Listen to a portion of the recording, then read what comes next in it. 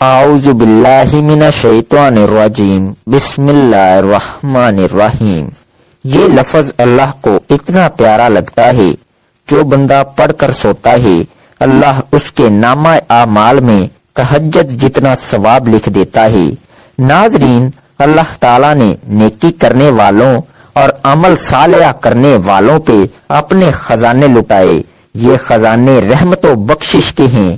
رسول اللہ صلی اللہ علیہ وآلہ وسلم نے فرمایا کہ جو شخص نیک کام کرنے کا صرف ارادہ کر لے اور ابھی عمل نہ بھی کرے تو اسے ایک نیکی کا اجر و ثواب ملتا ہے، یعنی نیت کرنے پر بھی اجر ملتا ہے۔ تو ناظرین، یہ وہ ایک لفظ ہے، اس کو اگر آپ صرف 100 مرتبہ پڑھیں گے تو آپ کو 1000 نیکیاں ملیں گی۔ اگر آپ اس لفظ کو 200 مرتبہ پڑھیں تو آپ کو 2000 نیکیاں ملیں گی۔ اگر آپ اس لفظ کو زیادہ مرتبہ پڑھیں گے تو آپ کو اور زیادہ نیکیاں ملیں گی۔ چھوٹا سا لفظ ہے، لیکن اس چھوٹے سے لفظ کو پڑھنے پر اتنی زیادہ نیکیاں ملتی ہیں۔ تو اگر آپ اس لفظ کو فرض نماز کے بعد پڑھیں گے تو سوچیں آپ کے نامہ اعمال میں کتنی زیادہ نیکیاں لکھی جائیں گی۔ اگر آپ صبح شام اس لفظ کو پڑھیں گے تو سوچیں آپ کا نامہ اعمال کتنی زیادہ نیکیوں سے بھر جائے گا، کتنے زیادہ گناہ معاف ہوں گے، کتنے زیادہ آپ کے درجات بلند ہوں گے، اور آپ کے ایک لفظ کی برکت سے اللہ پاک آپ سے راضی اور خوش ہو جائیں گے۔ پھر آپ جو مانگیں گے آپ کو ملے گا۔ رسول اللہ صلی اللہ علیہ وآلہ وسلم نے اپنے اصحاب سے فرمایا، کیا تم میں سے کوئی روزانہ 1000 نیکیاں کمانے سے بھی عاجز رہ سکتا ہے؟ تو حاضرین مجلس میں سے کسی نے پوچھا، کیسے؟ ہم میں سے کوئی 1000 نیکیاں کما سکتا ہے؟ تو آپ صلی اللہ علیہ وآلہ وسلم نے فرمایا کہ 100 بار سبحان اللہ کہے تو اس کے لیے 1000 نیکیاں لکھ دی جائیں گی، یا 1000 گناہ اس کے مٹا دیے جائیں گے۔ جبکہ ایک اور روایت میں کہ اس کی 1000 نیکیاں لکھی جائیں گی اور 1000 برائیاں مٹا دی جائیں گی۔ اگر انسان اس سے زیادہ یہ عمل کرے، یعنی اس کو زیادہ پڑھے، تو اس سے زیادہ اجر لکھا جائے گا۔ سبحان اللہ کا مطلب یہ ہے کہ اللہ تعالیٰ کی ذات تمام عیوب اور نقائص سے پاک ہے، یا میں اللہ تعالیٰ کی پاکیزگی بیان کرتا ہوں۔ قرآن و حدیث میں اللہ تعالیٰ کی حمد اور پاکی بیان کرنے کا بار بار حکم دیا گیا ہے، لہذا مذکورہ کلمہ سبحان اللہ چونکہ اللہ تعالیٰ کی حمد اور پاکی بیان کرنے پر مشتمل ہے، اس لیے اس کے پڑھنے سے قرآن و حدیث کے ان تمام امر کی بجا آوری لازم آنے کے ساتھ ساتھ ان کلمات کا کہنے والا ان تمام فضائل کا مستحق بھی بنتا ہے، جو عمومی طور سے اللہ تعالیٰ کی پاکی اور حمد بیان کرنے یعنی سبحان اللہ کہنے کے بارے میں وارد ہوئے ہیں۔ سبحان اللہ کلام عرب میں کثرت سے استعمال ہوتا ہے۔ دوران گفتگو، موقع و محل کی مناسبت سے عرب لوگ اسے بکثرت استعمال کرتے ہیں، اور نبی کریم صلی اللہ علیہ وآلہ وسلم نے اپنی زبان رسالت سے کلمہ سبحان اللہ کی خاص فضیلت بیان کی ہے۔ سبحان اللہ، اس کا مطلب ہے اللہ پاک ہے۔ رسول اللہ صلی اللہ علیہ وآلہ وسلم نے فرمایا کہ جو شخص بھی سبحان اللہ ایک دن میں 100 مرتبہ پڑھے تو اس کے صغیرہ گناہ مٹا دیے جائیں گے، چاہے اس کے گناہ سمندر کی جھاگ کے برابر ہی کیوں نہ ہوں۔ رسول اللہ صلی اللہ علیہ وآلہ وسلم نے فرمایا کہ جو شخص بھی صبح و شام سبحان اللہ 100 مرتبہ پڑھے تو قیامت کے دن اس سے افضل عمل کسی کا نہیں ہوگا، سوائے اس شخص کے جس نے اس کے برابر یا اس سے زیادہ ان کلمات کو پڑھا ہو۔ حضرت جابر رضی اللہ عنہ سے مروی ہے کہ حضور نبی کریم صلی اللہ علیہ وآلہ وسلم نے فرمایا، جس نے کہا سبحان اللہ اس کے لیے جنت میں کھجور کا ایک درخت لگا دیا گیا۔ رسول اللہ صلی اللہ علیہ وآلہ وسلم نے ایک دن صحابہ کرام سے فرمایا کہ سبحان اللہ 100 مرتبہ پڑھو، جس نے اسے 1 مرتبہ پڑھا اس کے لیے 10 نیکیاں لکھی جائیں گی، اور جس نے اسے 10 مرتبہ پڑھا اس کے لیے 100 نیکیاں لکھی جائیں گی، اور جس نے اسے 100 مرتبہ پڑھا اس کے لیے 1000 نیکیاں لکھی جائیں گی، اور جو زیادہ پڑھے گا تو اللہ رب العزت بھی اسے زیادہ عطا کریں گے، اور جو اللہ رب العزت سے بخشش طلب کرے گا تو اللہ رب العزت اسے بخش دیں گے۔ سبحان اللہ کہنے کے بے شمار فوائد ہیں۔ اللہ کی تعریف کے کلمات اللہ کو بہت پیارے ہیں۔ جنت میں نعمتیں دنیا میں کی ہوئی نیکیوں کے مطابق ملیں گی، اگرچہ اللہ تعالیٰ نے جنت اور جہنم کو پہلے سے پیدا کیا ہوا ہے، لیکن اب بھی ان میں نئی نئی نعمتوں اور نئے نئے عذابوں کا اضافہ ہوتا رہتا ہے۔ ہر مومن کے لیے جنت میں جگہ مخصوص ہے، جہاں اس کے اعمال کے مطابق باغات، محلات اور دوسری نعمتیں تیار ہو رہی ہیں۔ قیامت کے دن اعمال کا وزن ہوگا۔ اللہ کا ذکر بھی ایک نیک عمل ہے، اس کا بھی وزن ہوگا۔ اعمال کے وزن کا دار و مدار خلوص نیت اور اتباع سنت پر ہے۔ سنت کے مطابق خلوص سے کیا ہوا تھوڑا سا عمل بھی زیادہ وزنی ہوگا، لیکن خلوص کے بغیر یا سنت کے خلاف کیا ہوا زیادہ عمل بھی بے وزن ہوگا۔ حضرت ابو ہریرہ رضی اللہ عنہ سے روایت ہے کہ وہ ایک دن درخت لگا رہے تھے کہ رسول اللہ صلی اللہ علیہ وآلہ وسلم ان کے پاس سے گزرے اور فرمایا، ابو ہریرہ تم کیا لگا رہے ہو؟ میں نے عرض کیا کہ میں درخت لگا رہا ہوں۔ آپ صلی اللہ علیہ وآلہ وسلم نے فرمایا، کیا میں تمہیں اس سے بہتر درخت نہ بتاؤں؟ انہوں نے عرض کیا، کیوں نہیں، آپ ضرور بتلائیے۔ اللہ کے رسول آپ صلی اللہ علیہ وآلہ وسلم نے فرمایا، تم سبحان اللہ کہا کرو تو ہر ایک کلمہ کے بدلے تمہارے لیے جنت میں ایک درخت لگایا جائے گا۔ محترم ناظرین، یہ آسمان، یہ وسیع اور اس دھرتی پہ چمکتا سورج، یہ چاندنی میں نہایا ہوا چاند، یہ فضائے بصیرت میں ٹمٹما کر اپنے وجود کا احساس دلانے والے یہ ستارے، خلا میں تیرنے والی یہ کہکشائیں، ہواؤں کے دوش پر اڑان بھرنے والے یہ بادل اور گھٹائیں، یہ اونچے پربت، یہ بے کراں سمندر، یہ اپنی دھن میں مگن بہتی چلے جانے والی ندیاں، یہ چمن زار اور یہ بیاباں، یہ چمن کے پھول، ارض کے زمین سے آسمان تک جتنی بھی مخلوقات ہیں اور جتنے بھی ذرات ہیں، سب اسی رب وحدہ لا شریک کی تخلیق اور اسی کی نشانیاں ہیں، جو سارے جہان کا پالن ہار ہے، جس کی محتاج دنیا اور ہر شے اس دنیا کی، لیکن وہ کسی کا محتاج نہیں۔ دنیا کی ہر شے جس کی نیاز مند ہے، لیکن وہ کسی کا نیاز مند نہیں، وہ بے نیاز ہے اور جس کی ہمسری کوئی نہیں کر سکتا، جو بے مثال ہے، جو بے عیب ہے اور ہر طرح کی تعریف اسی ہی کے لائق اور زیبا ہے۔ دنیا کی ہر شے اس بات پر دلالت کرتی ہے کہ وہی تنہا معبود برحق ہے اور صرف وہی عبادت کیے جانے کا حق رکھتا ہے، اس کے سوا کوئی نہیں جو کسی بھی طرح کی عبادت کا مستحق ہو۔ محترم ناظرین، دنیا میں جتنی بھی مخلوقات ہیں، چاہے وہ زمینی ہوں یا آسمانی، ہجری ہوں یا بری، فضائی ہوں یا خلائی، اونچے اونچے محلوں میں رہتی ہوں یا پھر تنگ و تاریخ آشیانوں میں یا گھریلو نسلوں میں، ساری مخلوقات کی تخلیق کا مقصد صرف ایک ہے، اور وہ رب کائنات کی عبادت و بندگی اور تسبیح و تحلیل اور تمہید و تقدس کرنا ہے۔ اور یہ سچ ہے کہ کائنات کی جاندار اور بے جان تمام چیزیں اور تمام مخلوقات رات دن رب کائنات کی تسبیح تحلیل میں مگن اور مشغول رہتی ہیں۔ یہ اور بات ہے کہ ہم اور آپ سمجھیں یا نہ سمجھیں، اس بات کی گواہی اسی ذات بے عیب نے دی ہے جس نے ان تمام مخلوقات کو پیدا کیا ہے۔ وہ کہتا ہے، ترجمہ، ساتوں آسمان اس کی حمد و ثنا کے ترانے گاتے ہیں، زمین اس کی تعریف و توصیف کے نغمے گنگناتی ہے۔ زمین پر جتنی بھی مخلوقات بودو باش کرتی ہیں، سب اسی کی تسبیح و تمہید کے ساتھ چھیڑتی ہیں۔ کوئی ایسا نہیں جو اس کی حمد کے نغمے، اس کی ثنا اور توصیف کے ترانے نہ گنگناتا ہو۔ اور بات یہ ہے کہ تمہیں ان کی تسبیح کی زبان، ان کی تمہید کا اندازہ جدا گانا سمجھ میں نہ آتا ہو۔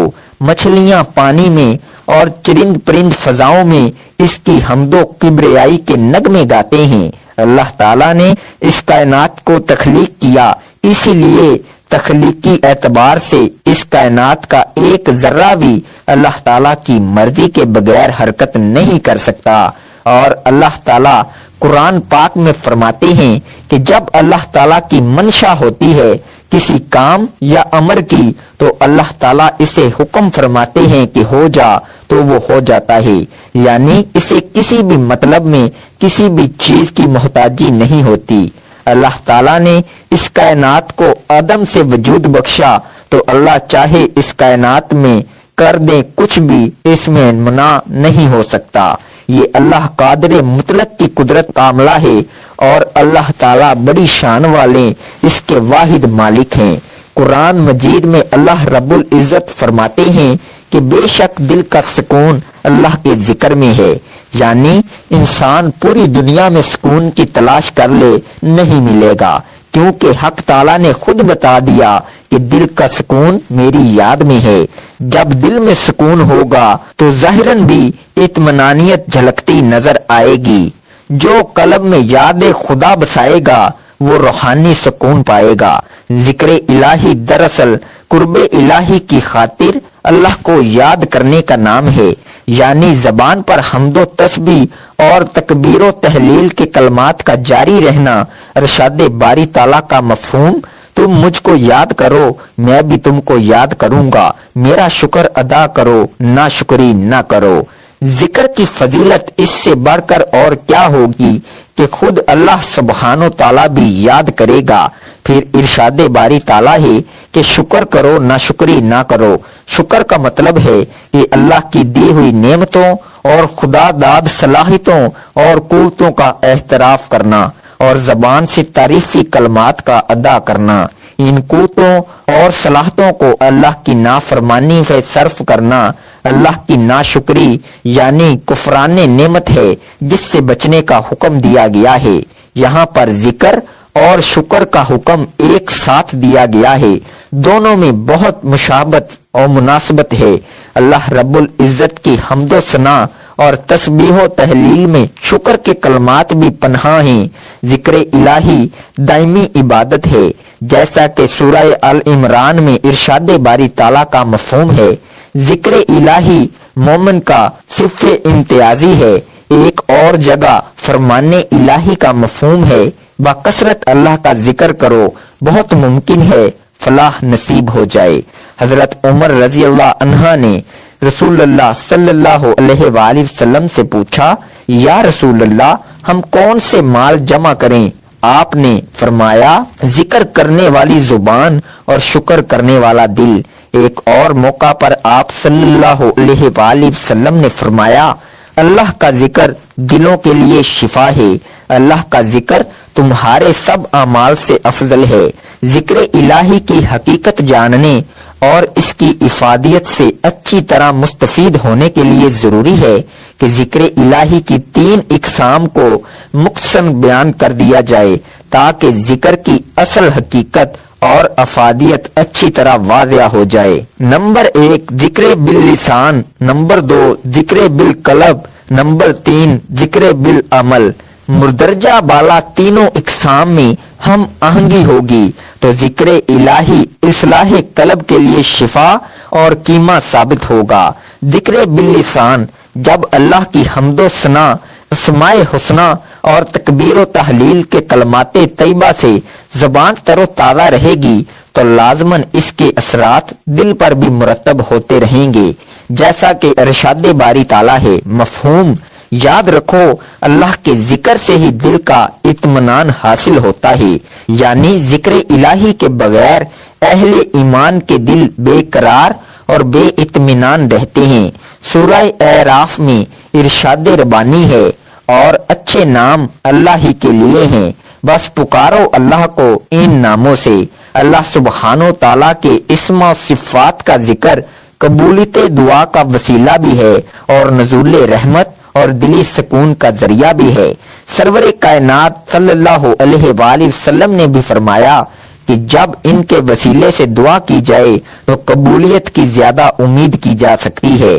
ان اسماء کو احادیث میں اسم اعظم کہا گیا ہے۔ صحیح مسلم میں سمرہ بن جدب رضی اللہ عنہا سے مروی ہے کہ رسول کریم صلی اللہ علیہ وآلہ وسلم نے فرمایا، بہترین اور اللہ کو سب سے زیادہ محبوب کلمات 4 ہیں۔ نمبر 1 سبحان اللہ، اللہ ہر عیب اور شرکا سے پاک ہے۔ نمبر 2 الحمدللہ، الوحدیت کی کل صفات اللہ ہی کے لیے ہیں۔ نمبر 3 لا الہ الا اللہ، اللہ کے سوا کوئی دوسرا عبادت کے لائق نہیں۔ نمبر 4 اللہ اکبر، اللہ سب سے بڑا ہے۔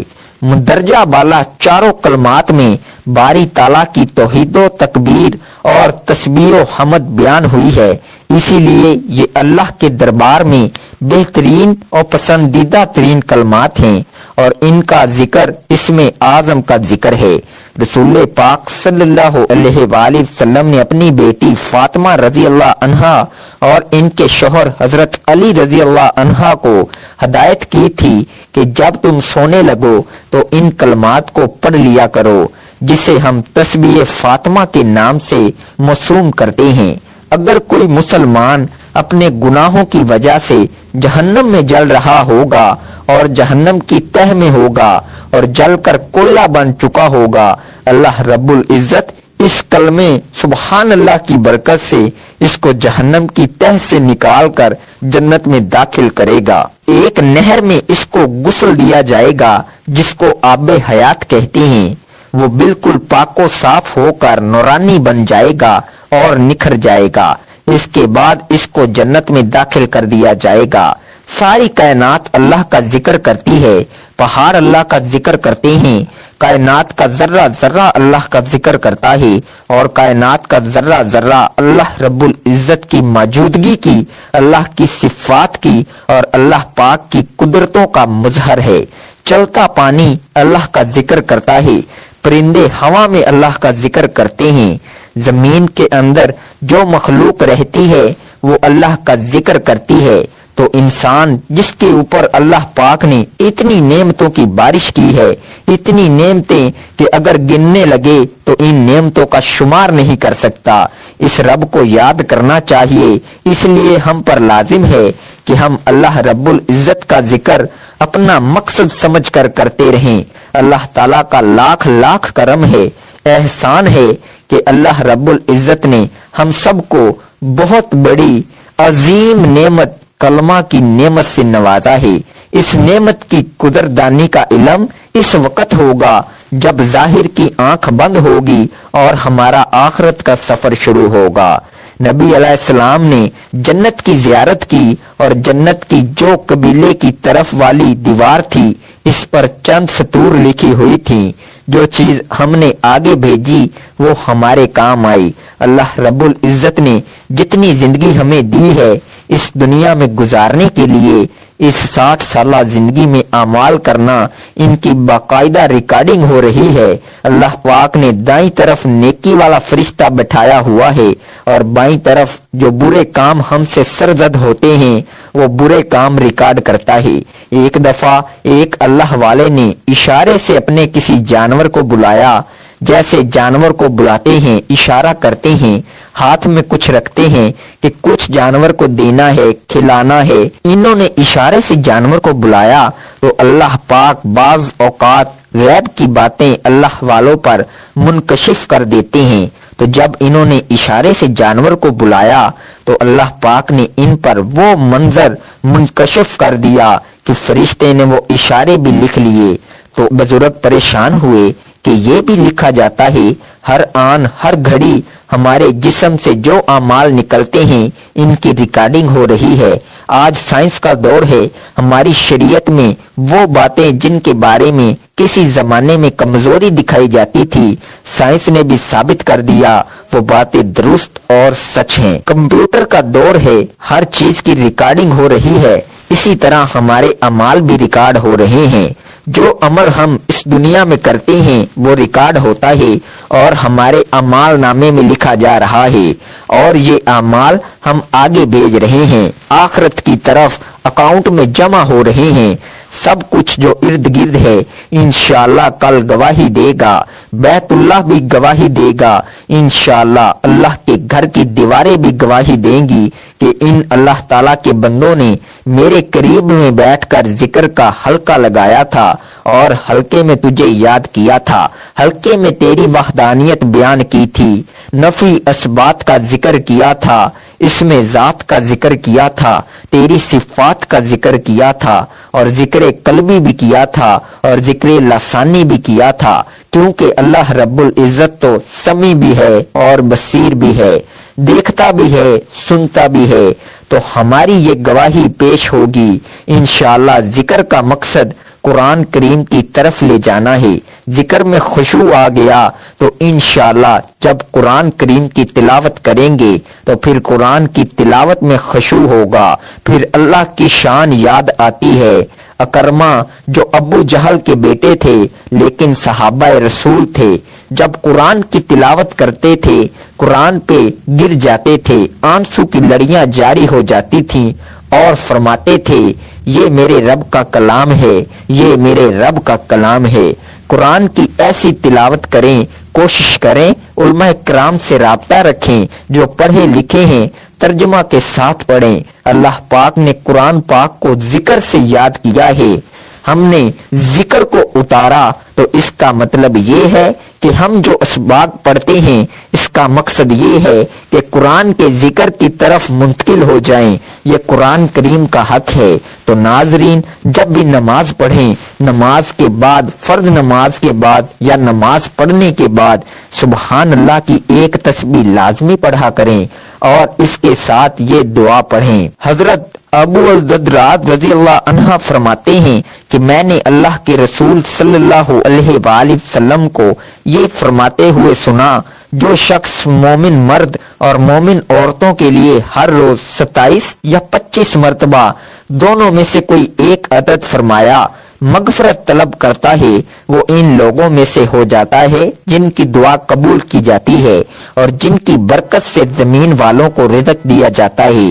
جو بندہ بھی پڑھتا ہے تو اللہ اس کو تمام مومن مردوں اور مومن عورتوں کی تعداد کے برابر ثواب دیتے ہیں، یعنی اس دنیا میں جتنے بھی مسلمان مرد عورتیں ان کی تعداد کے برابر اس پڑھنے والے کو اجر ملے گا، نیکیاں ملیں گی۔ اگر آپ اس دعا کو 25 مرتبہ پڑھیں گے تو آپ مستجاب الدعوات بن جائیں گے، یعنی وہ بندہ جس کی کوئی بھی دعا رد نہیں کی جاتی۔